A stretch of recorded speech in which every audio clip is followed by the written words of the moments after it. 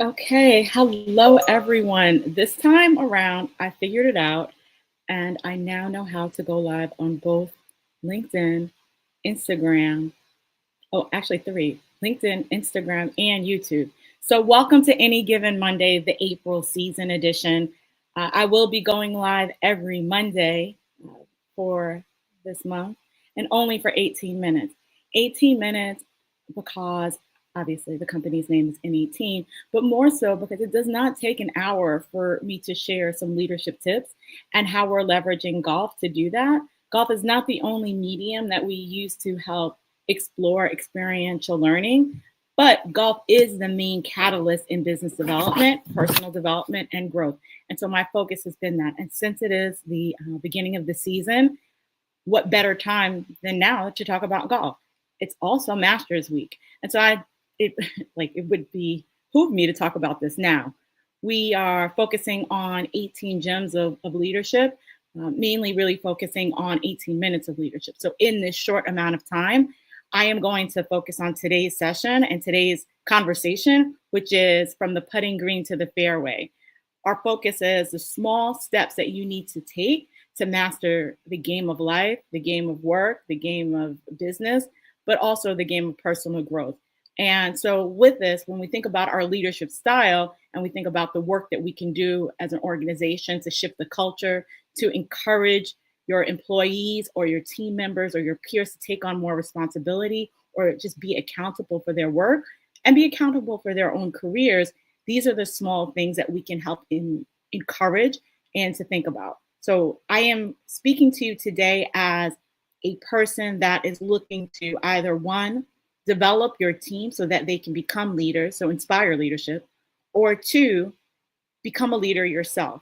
And so today, if we're using some golf terminology, because it is the Masters, and people don't know what that is, so let me take a step back. Probably one of the most prestigious events in golf, taking place at Augusta National. Whole lot of history there, long stories, real long stories. But I will say the exciting part is that it is the Super Bowl of golf, if you would use sports analogies, and one of the signature conversations that you can familiarize yourself with, even if you don't know golf, might be some of the nuanced branding opportunities that come from this event. So there are the signature green jackets. There are the amazing feats of Tiger Woods in his tenure and when he was in his prime. And not that he isn't, but when he was like really in his prime, some of the amazing accomplishments he made while he was playing. The Amen Corner, which is actually trademarked, like amen, like amen. Those are holes 11, 12, and 13. Hole 11, a par 4 by the name of White Dogwood. Par 3 is the next hole, and it's hole number 12, also known as Golden Bell. And then my favorite, hole 13, which is a par 5, known as Azalea. And one fun fact about the Amen Corner, it was actually coined, or that it came up, that name came to be in 1958. This gentleman, Herbert Warren Wind, yes, Herbert Warren Wind, he wrote in Sports Illustrated and talked about the challenges and how many ways that the game can shift among these 3 holes. And so anyway, I say that because this is the season. So if you want to say that you know about golf, then you should talk about the Super Bowl of golf, the event that is signature for it. I mean, I get my golf magazine every month. And then obviously, what moment is this? Who's that? That's Tiger Woods. So unrelated, but very related. If you're going to have small talk about things that are relevant and timely.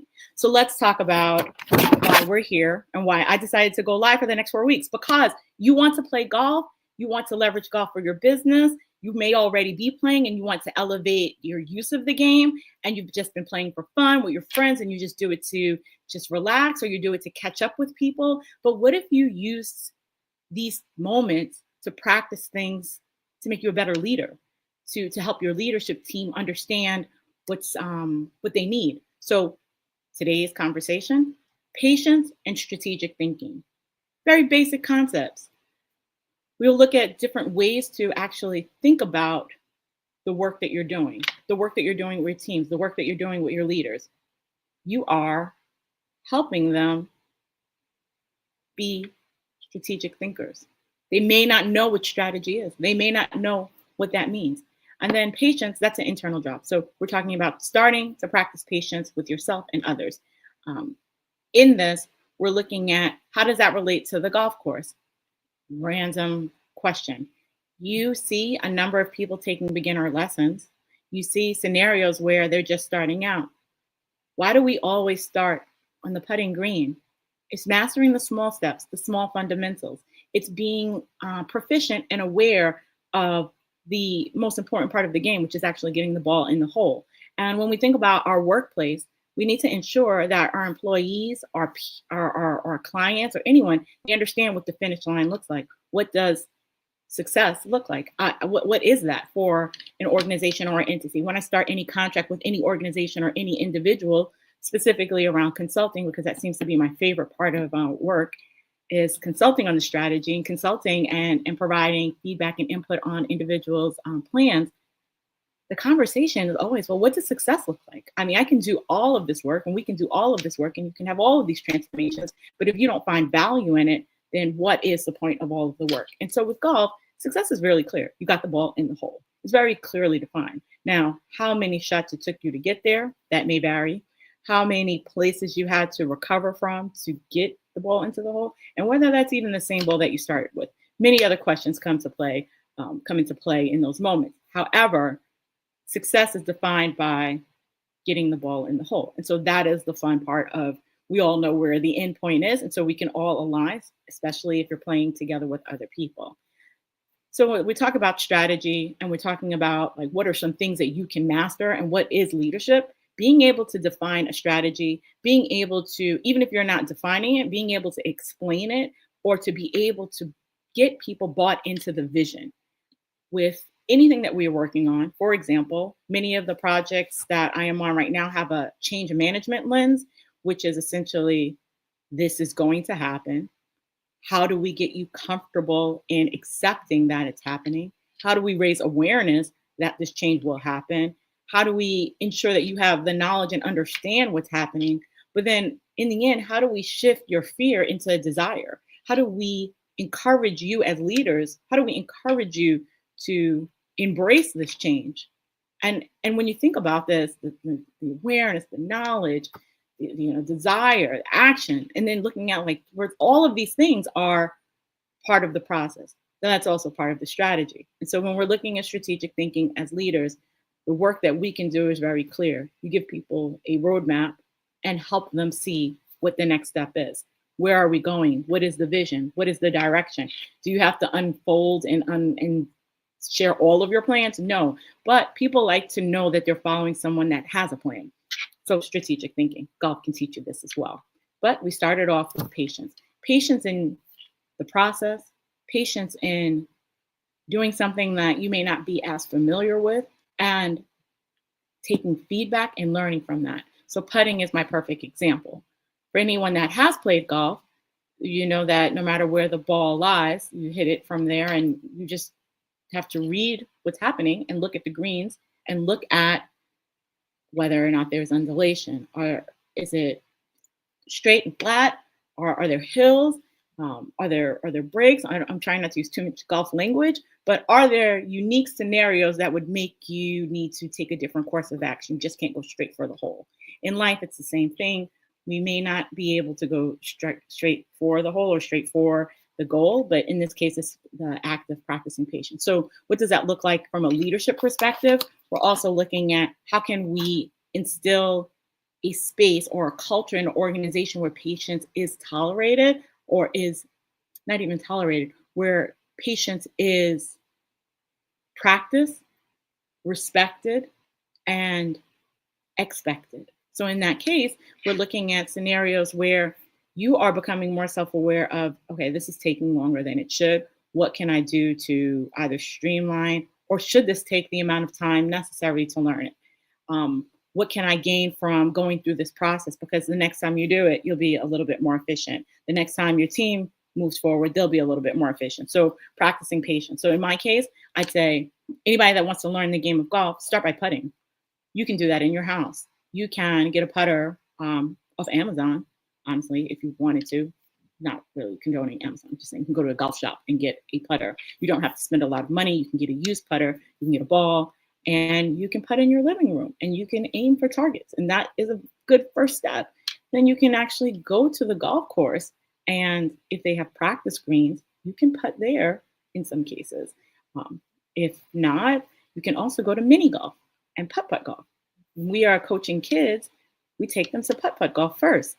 The mini golf is a great way for them to learn um, all of the aspects of just practicing swing, the pendulum, and just taking their time and moving patiently through each hole and each round and learning and actually iterating and figuring out how to adjust. And by the end, they're better.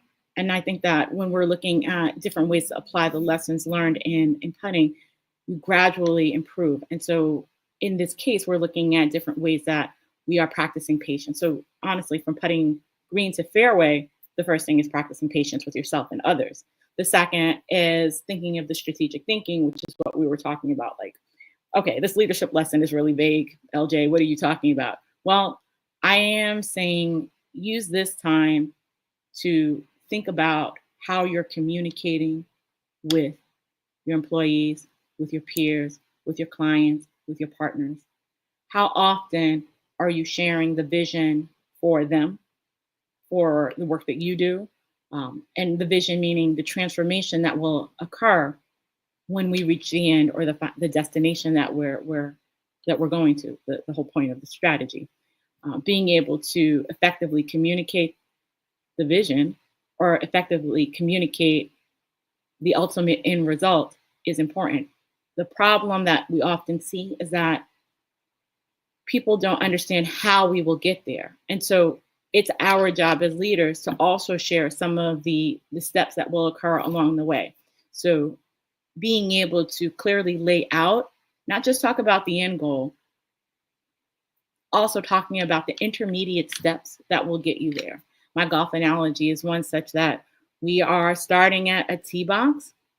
We end up in the fairway. We go from the fairway to the green, hopefully. And then from the green, we put the ball in the hole. That's multiple steps to actually get the ball in the hole and accomplish or define success. I'm speaking very vaguely about this, but when we're looking at our companies, where is your strategy? Where is the roadmap? Where is the plan? When my first job, we were at Symbol Technologies, I still remember the tagline that the CEO at the time used. And for anyone that is a Symbol alumni, now called Zebra Technologies, Bill Nudie used to say 3 to 5 and 3 to 5. Whether or not we accomplished that, I don't know. But the tagline was so memorable and the vision was very clear. 3 to 5 years, we will have transformation and increased revenue in 3 to 5 categories, I believe it was. But we were very clear on the vision. Those town halls, newsletters, whatever form you use to communicate, make the messaging consistent and make the messaging clear so that other people can strategically think about their work and how it fits into the bigger picture. And in addition to that, they may come up with ideas to help you get there as well that you may not have considered as a leader. And so the beauty in all of this is being able to take information from multiple sources and use it to form your plan, but then also to execute the plan. So ultimately, I think that we are talking about a few different things, but we're always talking about self-improvement, and we're also talking about communication. The key themes that I focus on as a trainer, as a coach, as a partner in strategy are what is success and how long will it take us to get there and what type of patience do we need to practice in the process. What are the basics of your role maybe? What are the basics of your role as a leader? What are the basics of your role as an employee? And what does it take to get to whatever the next level is that you define? So if I am coaching, for example, a CEO that is looking to shift the culture of his organization, it is in the deliberate actions that he takes as a leader. It is in the deliberate actions that his staff takes that are very visible. and what they communicate to their teams. And so this process is slow. It is not fast, but it starts with one individual intentional action, and then another individual action, and then a collective action. And so what I'm seeing in this process with this particular client is they're always looking for ways to shift the conversation and shift the focus of the employees back to the mission of the organization, back to what they're trying to accomplish, or what they were called to do as a company, and what they have promised to their employees, to their clients, to their peers in the market. And that's been the focus. And so the success story in that space is that they have heightened awareness of when something is not in alignment with their goal, with their mission. And so they have patience with our process, and they're thinking strategically, because when they're identifying risks, they're thinking about how does this impact the goal and the long game and the vision. So having that strategy for yourself, having a strategy for your company, having a strategy, and the word strategy, I feel like it gets overused. So maybe we should focus on plan, plain and simple. What is the plan? And a plan should have a SMART goal: specific, measurable, actionable, results driven, and time bound. The R is debatable and the A is debatable, but ultimately being able to look at it from a time frame. Now, if you're listening to me today, you tuned in for a reason, and I don't know exactly what the reason is, but I'm glad you're here. I will say, if you tuned in because you're like, it's golf season, well, here are the 5 things that I'll say that you should do when you get off of this session with me.